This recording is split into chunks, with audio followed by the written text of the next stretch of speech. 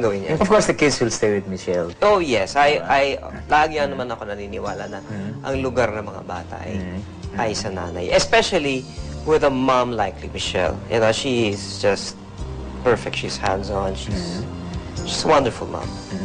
Sabi ni Regine doon sa LA, sa press con, Yeah. she's willing to give up her career for you, for love. Papayagan mo ba siya? No, hindi. Alam mo kasi, Ricky, kaya siguro niya nasabi yun. Kasi tinanong sa kanya nung press doon, ano as tingin mong epekto itong pag-amin ni Ogie sa mga career nyo? So, ang immediate answer niya was, alam nyo kung hindi na ako tanggap ng mga tao, kaya kong i-give up yung career. I think she was just answering that in that manner. But, if you're gonna ask me, Ricky, I don't think I will be agreeing for her to do that. Because, okay, no regrets about anything that you've done? Or alam mo, Ricky, no regrets? I always ask that to myself. Meron ba akong pinagsisihan? Alam mo, wala. Wala. That's good. So as usual, Ogie, what's your message for kay Leila, 9 years old, ganda-ganda ng anak mo, then kay Sarah, kay Michelle? Well, to Lila and Sarah, I just want to tell them that, you know, Daddy's always here. And they're really, really great kids, yung mga batang yan.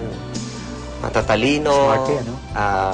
Very talented, very, unlike their dad, sports-minded. Ganon?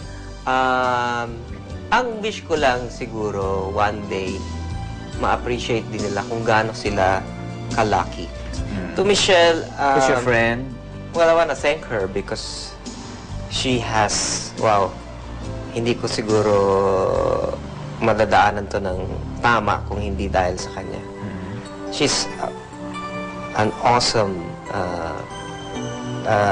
great, remarkable, wonderful, wonderful person. And thank you. I love you, Michelle, for being who you are and who you are to me. And of course, to Regine.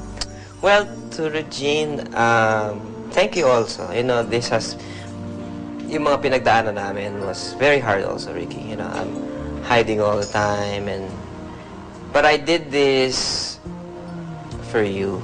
And so, like I always say pag in-interview ako, don't be scared anymore because everything will be okay. Will be okay, and I promise you, things will be okay. I love you very much, so don't worry anymore. Thank you. Thank you, Ricky. Thank you so much. Ricky and Ricky Lolo.